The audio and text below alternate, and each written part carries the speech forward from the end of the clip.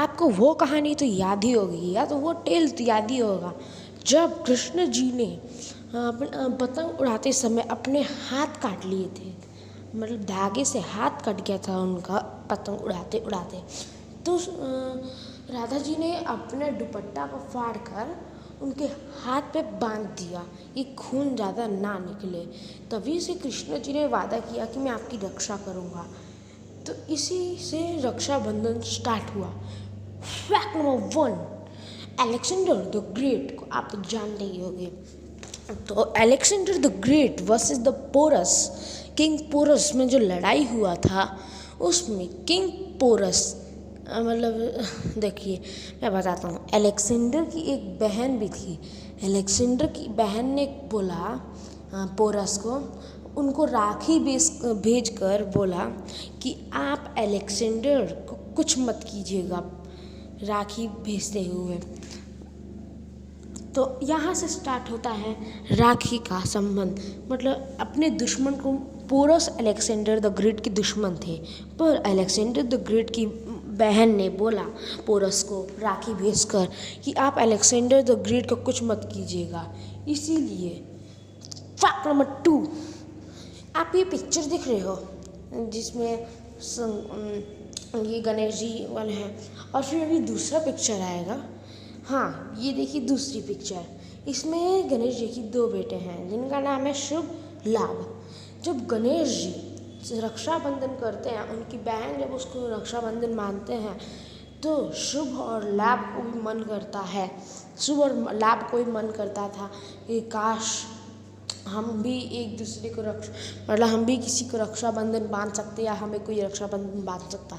तो गणेश जी ने उसी दिन से एक मिट्टी से पता नहीं किस चीज़ से बनाया था और एक संतोषी माँ को बनाया, मतलब एक माँ को बनाया था और जिनका नाम था संतोषी माँ। संतोषी माँ तो कौन नहीं जानता है। संतोषी माँ को उन्होंने बनाया और उनको शुभ और लाभ की बहन दे दी। तो आप तो समझ ही गए होंगे। फैक्ट नंबर 4, गुजरात के जो सुल्तान थे, किंग कुछ ऐसे नाम था, हाँ याद आ गया, बहादुर शाह। बहादुर शाह उस समय के मुगल सम्राट सुल्तान थे और उस चित्तौड़ की सुल्तान थी रानी कुर्णवती। ठीक है, रानी कुर्णवती वहाँ की थी और उन्होंने एक रक्षाबंधन बेचकर, राखी बेचकर हुमायूं को कहा, हुमायूं मुझे आपकी मदद चाहिए। पर हुमायूं को पहुँचते पहुँचते वहाँ पर बहुत देरी हो गई, लेट हो गई। उसी की वजह से रानी ने अकेले बहादुर शाह से लड़ाई किया। फिर हुमायूं आया, हुमायूं ने भी लड़ाई किया और जीत किसकी हुई? हुमायूं की हुई और बहादुर शाह हार गया। मतलब तो अब आपने नेक्स्ट फैक्ट पढ़ते जो हमारा फैक्ट नंबर 5 है।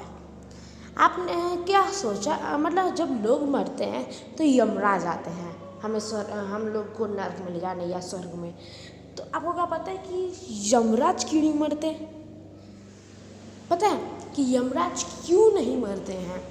तो मैं बताने जा रहा हूँ यमराज क्यों नहीं मरते, क्योंकि उनको राखी बांधा है और उन्हें राखी बांधा यमुना ने, और यमराज अमर है।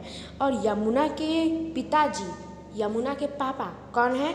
यमुना के पिताजी हैं सूर्यदेव। सूर्यदेव यमुना के पिताजी हैं।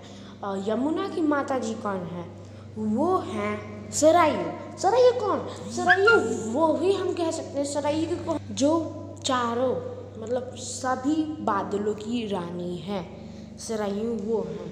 तो सारे बादलों की रानी, उनके बेटे का नाम है सूर्यदेव और सूर्यदेव के बेटी का नाम है यमुना और यमुना के भाई का नाम है यमराज और यमराज अभी अमर भी है, इसीलिए वो कभी मरता नहीं है।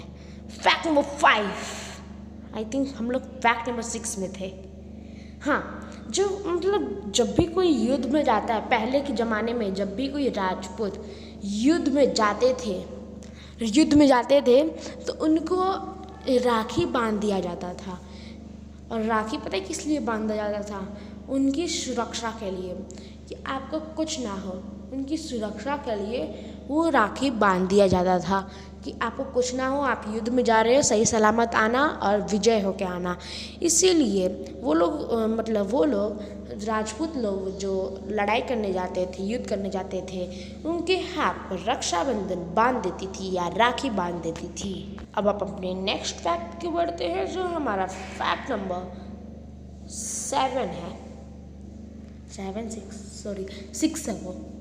जब ब्रिटिश लोग हमारे यहाँ युद्ध करने आए थे 1905 में, जब ब्रिटिश आए थे तो उन्होंने पार्टीशन ऑफ बंगाल किया था। आपने तो कभी सुना ही होगा हिस्ट्री की बुक में, वो तो हम 4th क्लास से पढ़ते आ रहे हैं, 3rd क्लास से पढ़ते आ रहे हैं कि 1905 में ब्रिटिश ने हमको बंगाल से अलग करने के लिए, पार्टीशन करने के लिए किया था। पर उस समय रविंद्रनाथ टैगोर ने, जो एक फ्रीडम फाइटर थे और एक कवि भी थे, जो कविता बहुत सुंदर लिखते थे, बहुत अच्छी लिखते थे, जन गण मन एक वहीं उन्हीं ने लिखा है, रविंद्रनाथ टैगोर ने। तो उन्होंने क्या किया कि उन्होंने वो चाहते थे कि कुछ ना हो, ये ब्रिटिश की चाल है, ये सबको अलग करना चाहते थे। फिर उन लोग को जोड़ने के लिए रविंद्रनाथ टैगोर ने क्या किया, पूरे भारत में ऐलान कर दिया कि सब एक दूसरे को राखी बांध दे, जिससे हमारा मजबूत और रहेगा। और उसी के वजह से आज हम लोग ऐसे हैं। और रविंद्रनाथ टैगोर को जय हिंद। तो ये थे हमारे लास्ट फैक्ट, ये फैक्ट नंबर 7 था। हाँ, अभी हम लोग कुछ मोर इंटरेस्टिंग बातें करते हैं, जैसे कि रक्षाबंधन को राखीरा या राखी भी कहा जाता है। वो ज़्यादातर अगस्त के महीने में ही किसी डेट के आसपास आता है, और वो पीला चंद्रमा के आता है, उसमें भाई बहन का प्यार ही दिखता है ज़्यादा से ज़्यादा। तो ये थे मेरे कुछ फैक्ट्स। अगर अच्छा लगा तो thanks for watching, bye friends.